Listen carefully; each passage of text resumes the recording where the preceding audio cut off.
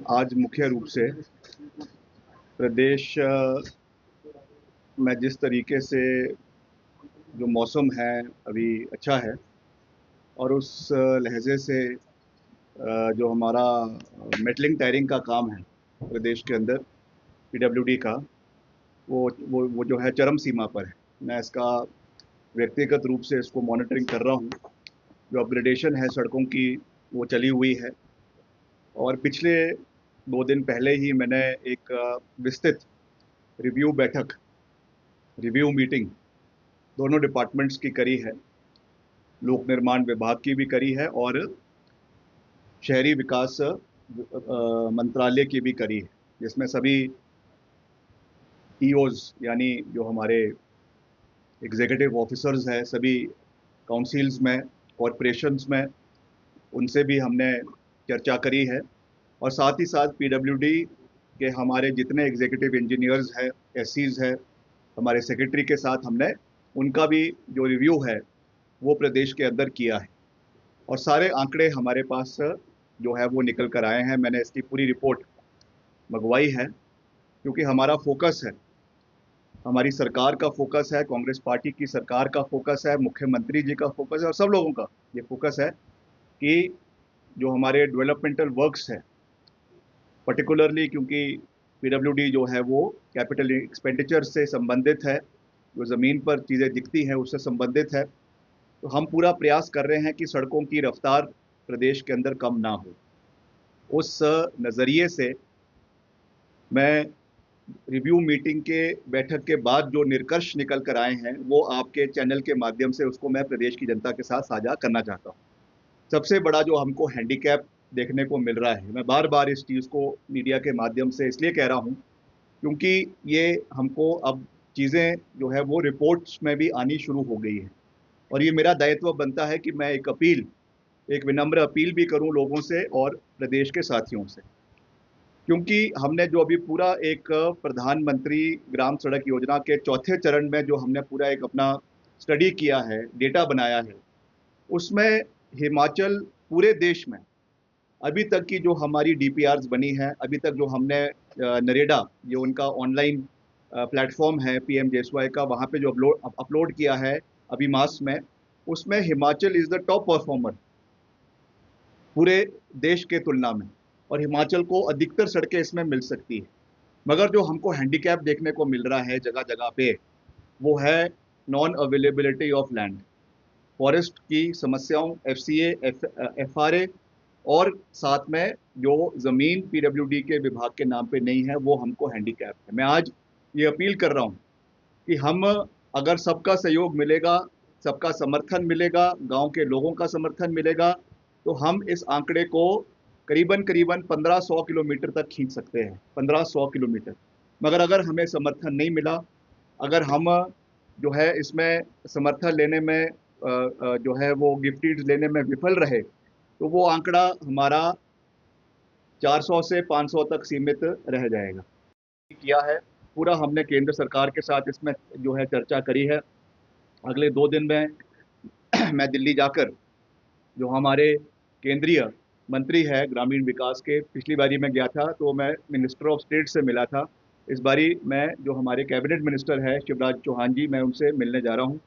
और उनसे भी हम निवेदन करेंगे कि हिमाचल को स्पेशल कैटेगरी स्टेट में रखा जाए, मगर उसमें ये हैंडीकैप हमारे पास है। तो मैं सीधा सीधा ये अपील करने जा रहा हूँ, और हमने ये निवेदन भी किया है, मैंने मुख्यमंत्री जी से भी इस विषय में चर्चा करी है कि हम एक जॉइंट मीटिंग जो है वो पंचायती राज डिपार्टमेंट के साथ, जो हमारे ग्रामीण विकास मंत्री है उनके साथ मुख्यमंत्री जी की अध्यक्षता में करेंगे, और एक मैकेनिज्म बनाया जाएगा कि जो जो ऐसी पंचायतें हैं जहाँ पर ये समस्याएं हमको आ रही है, जहाँ पे ये ज़मीन हमको उपलब्ध नहीं हो पा रही है, जो हमने डिपार्टमेंट ने शॉर्टलिस्ट कर लिया है, मगर हम तब तक प्रोसीड आगे नहीं कर सकते जब तक हमारे नाम पे, डिपार्टमेंट के नाम पे ज़मीन ना हो।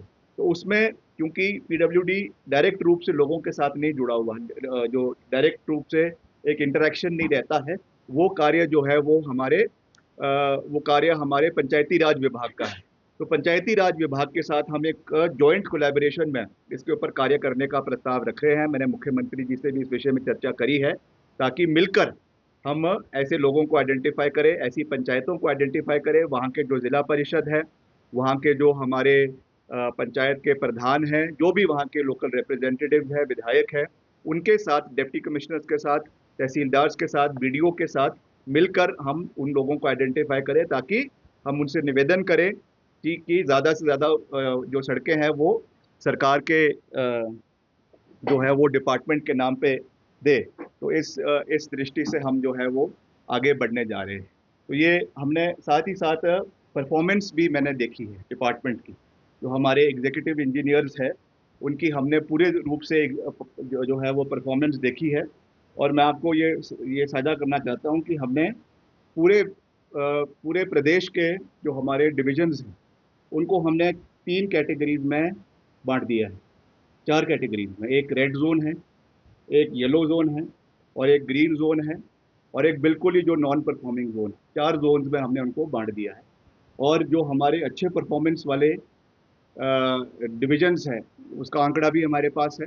जो हमारे मीडियम काम कर रहे हैं, उनके आंकड़े भी हमारे पास है। और उसी दृष्टि से जो भी इसमें कार्य हो रहे हैं, उसको मैं उसकी पर्सनल मॉनिटरिंग कर रहा हूँ। और मैंने डिपार्टमेंट की रिव्यू मीटिंग में भी ये कहा है, मैंने अपने सेक्रेटरी को भी ये कहा है कि जहाँ पर भी हमको ये लगता है कि because of the approach of the department, जहाँ पे कोई फॉरेस्ट की समस्या है अलग बात है, जहाँ पर कोई नॉन अवेलेबिलिटी ऑफ ज़मीन है उसकी वजह से काम स्टॉल हुआ हुआ है अलग बात है। मगर अगर डिपार्टमेंट की कमी की वजह से या ठेकेदार की कमी की वजह से कार्य समय अवधि के ऊपर पूरा नहीं हो रहा, या वो नाबार्ड के कार्य है, 2015-16 के कार्यों का भी मैंने रिव्यू किया, वो भी अभी तक चले हुए हैं, हैरानी की बात है। हमारे PMJSY के बहुत जो पहले चरण के कार्य है वो भी अभी चले हुए हैं, वो भी हैरानी की बात है। और PMJSY 3 जो हमको पिछले साल सैंक्शन हुआ है, हालांकि उसकी ओवरऑल परफॉर्मेंस अच्छी है, ओवरऑल अगर मैं कहूँगा, क्योंकि हमारा 2 साल का ये पैकेज है 18 महीने का, मगर पर कार्य सीधा नहीं है। मैं सीधे सीधे ये कह रहा हूँ कि हम उन डिपार्टमेंट के अधिकारियों के ऊपर, अगर वहाँ पर ये परफॉर्मेंस ठीक नहीं हुई, हम उनके ऊपर जो है वो डिपार्टमेंटल कार्रवाई करेंगे। अगर अगर अगर आवश्यकता पड़ी तो ठेकेदारों को ब्लैकलिस्ट किया जाएगा। अगर आवश्यकता पड़ी तो वहाँ के जो डिवीजन के एग्जीक्यूटिव इंजीनियर्स हैं उनको चार्जशीट किया जाएगा, and it will be seen कि क्यों उन्होंने समय अवधि के ऊपर ये कार्य नहीं किया है। We mean business. हम सरकार का कोई भी चाहता नहीं है, कोई भी अधिकारी, कोई भी अफसर चाहता नहीं है। जो कार्य करेगा, जो परफॉर्मेंस देगा, उसको हम समर्थन करेंगे, उसको हम उनके ACRs में एक्सेप्शनली हम उनका समर्थन करेंगे। मगर ये हम इसको बर्दाश्त नहीं करने वाले कि जहाँ जहाँ पे परफॉर्मेंस कम है जिन जिन डिविजन में, और उसका पूरा आंकड़ा हमारे पास है, जहाँ पर भी ये है, मैं उनसे भी निवेदन करना चाहूँगा, हालांकि मैंने मीटिंग में भी ये बात कही है कि इनको समय तिथि के अंदर कार्य पूरा करे, अदरवाइज हम इनके ऊपर कार्रवाई करेंगे। ये मैं पूरे स्पष्ट शब्दों में ये बातें मैं आज आपके माध्यम से प्रदेश की जनता को भी कहना चाहता हूं, क्योंकि यही समय है, यही हमारे पास विंडो है जब हम अधिकतर कार्य प्रदेश के अंदर कर सकते हैं। उसके बाद हमारा मानसून सीजन शुरू हो जाएगा, उसके बाद जो हमारे ट्राइबल इलाके हैं वहाँ पर कार्य जो है वो मुश्किल हो जाता है। तो जो ये 3 महीने का जो विंडो हमारे पास है, इसमें हम अधिकतर कार्य प्रदेश के अंदर करें, ये हमारा प्रयास है। और वैसे ही अर्बन डेवलपमेंट का भी मैंने जैसा कहा कि रिव्यू मीटिंग किया है, उसमें भी हम पूरा प्रयास कर रहे हैं। अभी हमने अर्बन चैलेंज फंड प्रदेश केंद्र सरकार से हम लाने का प्रयास कर रहे हैं। इसमें करीबन 1200 करोड़ रुपए का ये प्रोजेक्ट है।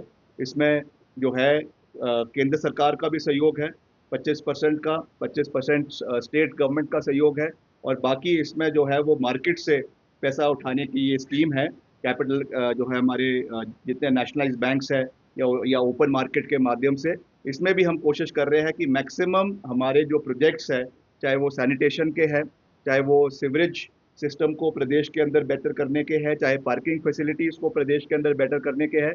और यही संदेश मैं अर्बन डेवलपमेंट विभाग के अधिकारियों को भी हमने दिया है। जहाँ जहाँ के EO की परफॉर्मेंसेज अच्छी है उनको सहयोग किया जाएगा, जहाँ पे नहीं है वहाँ पर हम डिपार्टमेंटल एक्शन लेने में बिल्कुल भी गुरेज नहीं करेंगे। ये साफ संदेश हमने अर्बन डेवलपमेंट विभाग के अधिकारियों को भी दिया है। तो मैं एक बारी फिर से क्योंकि ये अब अगले मुझे एक्सपेक्टेड है कि अगले 1 महीने के अंदर 15-20 दिन के अंदर हमको इन प्रिंसिपल अप्रूवल्स जो है वो आपके PMJSY 4 की मिलने वाली है। एंटिसिपेशन है अभी, क्योंकि जिस तरीके से हम मंत्रालय में बात कर रहे हैं, सभी साथियों से बात कर रहे हैं, हमारे अधिकारी बात कर रहे हैं, मगर अभी हमारे आंकड़े जो है अभी जो उसमें टेंटेटिव आंकड़े दिखा रहे हैं वो करीबन करीबन अभी हमारा 600 से 700 किलोमीटर है। मगर जो हमने, जैसा मैंने कहा कि we can reach up to figure of almost 1500 kilometres, मगर वो प्रदेश की जनता के सपोर्ट के बिना और पर्टिकुलरली जो हमारे लोग हैं जिनकी ज़मीनें इसमें आ रही है उनके सपोर्ट के बिना ये पूरा नहीं हो सकता है। तो मैं इसको रिएटरेट कर रहा हूँ कि हम इसमें एक मुहिम मुख्यमंत्री जी की अध्यक्षता में हमारे ग्रामीण विकास मंत्रालय के साथ मिलकर हम चलाएंगे, जिसमें हमारे जितने भी पंचायती राज के लोग हैं, हमारे प्रधान हैं, उप प्रधान हैं, वहाँ के स्थानीय माननीय विधायक है और भी जो वहाँ के साथी जुड़े हुए हैं, उनके साथ इसमें एक पब्लिक सपोर्ट के साथ ज़मीन लेने का प्रयास किया जाएगा, ताकि जो हमारा एक लक्ष्य है कि हमने ज़्यादा से ज़्यादा हैमलेट्स, यानी जो हमारी हैबिटेशंस है जो भी नहीं जुड़ी हुई है सड़कों से, उनको जोड़ने के लिए जो ये स्कीम हमको केंद्र से ज़्यादा गांव, अभी जो हमारे 200 से या 250 से कम आबादी के हैं, उनको जोड़ने का जो हम प्रयास कर रहे हैं उसमें ज़्यादा से ज़्यादा गांव जुड़े, ये हमारा लक्ष्य है, हमारी सोच है। और इसमें पूरा समर्थन हमको केंद्र सरकार से भी मिल रहा है। मैं हमेशा दलगत राजनीति से ऊपर उठकर कार्य करने में विश्वास रखता हूँ, because this is particularly central sponsored scheme, मगर एग्जीक्यूशन उसमें PWD का है, उसमें कोई दो राय नहीं है।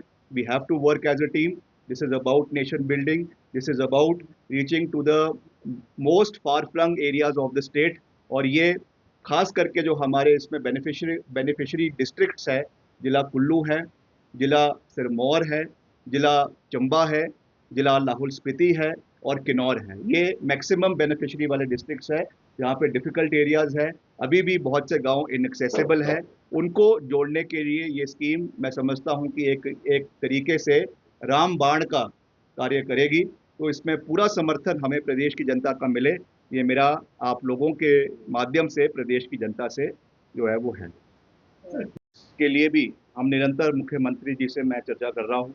निरंतर मैं जो हमारे वित्त मंत्रालय के अधिकारी हैं, सचिव हैं, उनसे भी मैं चर्चा कर रहा हूँ। हमने 30 मार्च के पहले करीबन करीबन 170 करोड़ की पेमेंट्स जो है वो करी है, जिसमें PMJSY, CRF, आपके नाबार्ड और चीज़ों की उसमें पेमेंट्स हैं। और अभी कुछ ही दिन पहले जो है और करीबन 90 करोड़ की पेमेंट्स जो है वो प्रदेश में हमारे वित्त मंत्रालय के माध्यम से हुई है, जिसमें खास रूप से मैंने ये निवेदन मुख्यमंत्री जी से भी किया था और हमारे फाइनेंस डिपार्टमेंट को भी मैंने ये कहा है कि जो हमारे स्टेट वर्क्स हैं, पर्टिकुलरली जो RNR के वर्क्स हैं, छोटे काम हैं, जिसमें प्रदेश में छोटे छोटे ठेकेदार हैं, उनकी जो पेमेंट्स नहीं हो पाई थी पीछे, वो इसमें की जा रही है और इसमें 90 करोड़ की हमको सैंक्शन मिला है। वो अभी प्रोसेस में है, कई जगहों पे वो डिविजन में जा चुका है, कहीं में अभी नहीं गया है, उसका भी पूरा डेटा हमारे पास है। तो मैं पूरी तरीके से हम प्रयास कर रहे हैं कि जो हमारी देनदारियाँ डिपार्टमेंट की है उसको समय अवधि के ऊपर पूरा किया जाए, चाहे वो बड़े क्लास 1 ठेकेदार है, क्लास 2 है, क्लास 3 है या क्लास 4 है, सबको बराबर तरीके से हम करके उनके हम भुगतान करने का पूरा प्रयास कर रहे हैं। और जो भी मैं कह रहा हूँ ये मैं आंकड़ों के बेसिस पे, फैक्ट्स के बेसिस पे ये बात मैं जो है वो कह रहा हूँ।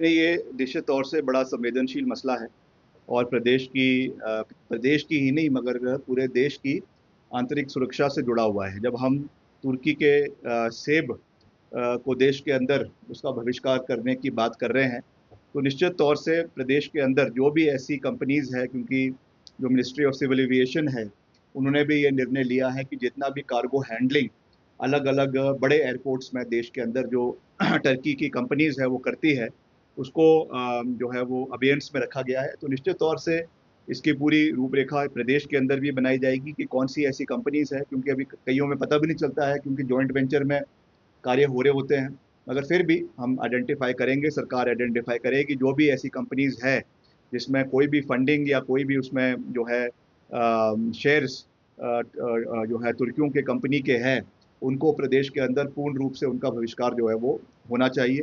क्योंकि उन्होंने खुले रूप से पाकिस्तान का समर्थन इस 3 दिन के जो हमारा स्कर्मिशेस हुए हैं उसमें दिया है। इट इज़ वेरी अनफॉर्चुनेट, और इसमें जो है ये इसमें कोई भी कॉम्प्रोमाइज़ प्रदेश की और देश की राष्ट्रीय सुरक्षा में नहीं होना चाहिए। जो भारत के साथ इस समय में खड़ा नहीं है, उनको उनका हर तरीके से उनका विरोध होना चाहिए, चाहे वो इकोनॉमिकली है, चाहे वो सैंक्शंस के रूप में है, चाहे वो किसी भी रूप में है।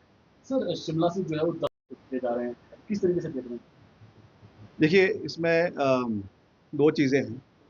पहला तो ये है कि निश्चित तौर से ये बात है कि प्रदेश का जो शिमला ज़िला है, शिमला क्योंकि कैपिटल भी है, और शिमला कहीं न कहीं ओवर कंजेशन शिमला के अंदर हो रहा है। क्योंकि जब शिमला शहर बना था, तो इतने लोगों के लिए नहीं बना था जितनी अंग्रेज़ों ने जब इसकी स्थापना करी थी। मगर इसमें over the period of time बहुत सी आबादियाँ बढ़ी हैं, स्टेट कैपिटल है, डिस्ट्रिक्ट कैपिटल भी यहीं पर ही है, डिस्ट्रिक्ट एडमिनिस्ट्रेशन का कैपिटल भी यहीं है, सारे ऑफिसेज, बोर्ड्स, कॉरपोरेशंस के ऑफिसेज यहाँ पर है। ऊपर से टूरिज़्म कैपिटल भी प्रदेश का है, जिसकी वजह से बहुत से टूरिस्ट इन्फ्लक्स है। इसलिए शिमला में अर्बनाइजेशन की एक समस्या तो है। अब उसको कैसे सॉल्व करना है, कैसे हमको इसका एक रोड मैप बनाना है, ये सरकार इसके ऊपर, यही सरकार नहीं, पूर्व की सरकार भी इसके ऊपर चिंतित रही है। और पहले भी जो है कांग्रेस की ही सरकार थी, वीरभद्र सिंह जी मुख्यमंत्री थे, जब जो हमारा एजुकेशन बोर्ड है, एजुकेशन का जो बोर्ड है, उसको जो है यहाँ से धर्मशाला शिफ्ट किया गया था। मुख्यमंत्री प्रेम कुमार धूमल जी थे, जब हमारे सर्विस सिलेक्शन बोर्ड को यहाँ से शिफ्ट करके जो है सबॉर्डिनेट सर्विस सिलेक्शन बोर्ड को यहाँ से शिफ्ट करके जो है वो हमीरपुर में किया गया था। मगर सेंटिमेंट्स तो जुड़े रहते हैं, इसमें कोई दो राय नहीं है। मैंने कैबिनेट में भी ये बात कही थी कि जितने भी एम्प्लॉयज़, अगर ऐसा कोई डिसीजन सरकार को लेना है तो हमको संवेदनशीलता सबसे पहले रखनी है। उसमें जैसे जितने भी एम्प्लॉयज़ हैं, खास करके जो महिलाएं हैं, खास करके जो ऑन द वर्ज ऑफ जो है रिटायरमेंट है, तो ऐसे लोग हैं, उनका खास ख्याल रखा जाए, और इन सब चीज़ों का ख्याल रखा जाए कि रैशनलाइजेशन भी है, ओवरऑल किस तरीके से हमको ये देखना है वो भी ज़रूरी है।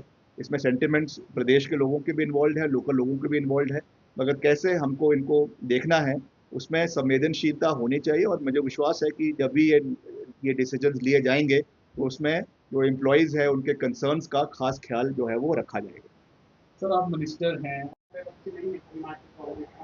तो लगता है कि वो कमी भी है और या नहीं, देखिए, निश्चित तौर से इसमें कोई दो राय नहीं है कि प्रदेश कार्यकारिणी का गठन काफ़ी लंबे समय से नहीं हो पाया है, तो वो होना चाहिए और बहुत जल्द होना चाहिए, इसमें कोई दो राय नहीं है। इस विषय में जो हमारी पार्टी की अध्यक्षा हैं प्रतिभा सिंह जी, उन्होंने भी इस विषय को जो है वो रखा है, और मुख्यमंत्री जी ने भी रखा है। तो जो भी, बिकॉज़ जो संगठन को बनाना है और पर्टिकुलरली पीसीसी का जो नियुक्ति है, that is the prerogative of the high command. तो उनको ये फैसला लेना है कि वर्तमान अध्यक्ष को उन्होंने जो है रखना है या नया अध्यक्ष बनाना है, that is the prerogative of the high command. मगर मैं समझता हूँ कि जल्दी ये फैसला लिया जाना चाहिए। जो भी पार्टी का हमारा केंद्रीय नेतृत्व है, जो भी वो सोचता है, उसका अर्ली इम्प्लीमेंटेशन प्रदेश के अंदर जो है वो होना चाहिए, दैट इज़ वेरी इंपॉर्टेंट। और प्रतिभा सिंह जी को जब बनाया गया था, मैं खुद उसका साक्षी हूँ कि उन्होंने कभी ये कहा नहीं कि मुझे जो है वो पार्टी का अध्यक्ष बनाए। उस समय परिस्थितियाँ ऐसी थी प्रदेश के अंदर, हम विपक्ष में थे, और हाल ही में हम लोकसभा का चुनाव मंडी का जो है वो श्रीमती प्रतिभा सिंह जी ने विपरीत परिस्थितियों में जीता था। और उस समय पार्टी के जो हमारे इंचार्ज थे राजीव शुक्ला जी, उन्होंने ये प्रस्ताव रखा कि उनको पार्टी का अध्यक्ष बनाया जाए, और उन्होंने उस समय उसका कमान को संभाला, और मिलकर उनकी अध्यक्षता में जो हमारे जो डिप्टी चीफ मिनिस्टर है, उस समय नेता प्रतिपक्ष थे, उन्होंने, और मिलके जो उस समय जो हमारे वर्तमान मुख्यमंत्री है, जो उस समय कैंपेन कमेटी के अध्यक्ष थे, सब ने मिलकर इस सरकार को लाने में सबका योगदान है। तो now it is the prerogative of the party high command कि किसको बनाना है, रखना है या नहीं रखना है, और कब बनाना है। मगर मैं ये ज़रूर कहूँगा कि जिसको भी बनाना है, मगर प्रदेश के अंदर एक कद्दावर नेता को जो है वो कमान सौंपनी चाहिए, और ऐसे नेता को सौंपनी चाहिए जिसका कम से कम 2-3 जिलों में अपना पर्सनल प्रभाव जो है एक व्यक्ति के रूप में हो, और वो उसको पार्टीज को आगे लाने की आवश्यकता है। किसको बनाना है, that is the prerogative of the party. मगर रबर स्टैंप जो है एक किस्म से हम किसी को संगठन में लाए, तो मैं समझता हूँ that will be detrimental to the interest of the party. बाकी that is the prerogative of the party कि हमको मास लीडर्स को मजबूत करने की आवश्यकता है और मिलकर संगठन को तवज्जो देने की आवश्यकता है, क्योंकि हमने लंबा सोचना है, लंबा देखना है। कम से कम अगले 15-20 साल तक संगठन मजबूत रहे, फ्रेश ब्लड का जो है संचार पार्टी के अंदर हो, उसके लिए ज़रूरी है कि मास लीडर्स को एम्पावर किया जाए और फिर मिलकर हम संगठन और सरकार को चलाए। इस तरीके से हमको आगे बढ़ने की आवश्यकता है। कुछ नहीं है। I am very much part of the cabinet Himachal Congress की वो है, और I am thankful to the honourable Congress president Mallikarjun खड़गे जी और सभी हमारे जो नेता हैं, Rahul ji, Sonia ji, that they have given me this responsibility. इस कम उम्र में मुझे जो है महत्वपूर्ण मंत्रालय प्रदेश सरकार में दिए हैं और आगे बढ़ने का हम कार्य कर रहे हैं।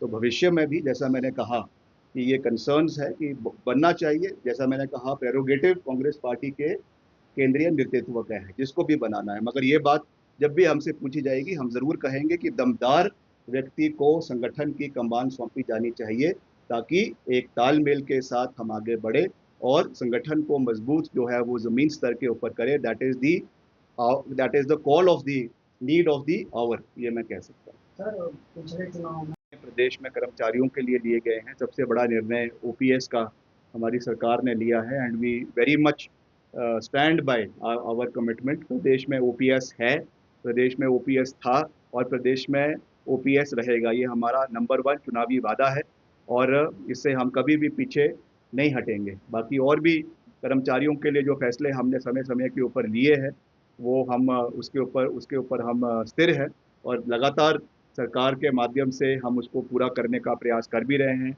युवाओं के लिए जैसा JOAITs की बहुत सी हमारी रिक्रूटमेंट फंसी हुई थी, उसको भी हमने समय रहते हुए पूरा करने का प्रयास किया है। बहुत से लोगों की रिक्रूटमेंट शुरू हो गई है, उनकी प्लेसमेंट्स हो गई है। तो उस हर दृष्टि से हमको आगे बढ़ने की आवश्यकता है और कर्मचारियों के हित साधना ये हमारी सरकार की प्राथमिकता है और उस प्राथमिकता से हम कभी भी पीछे नहीं हटेंगे।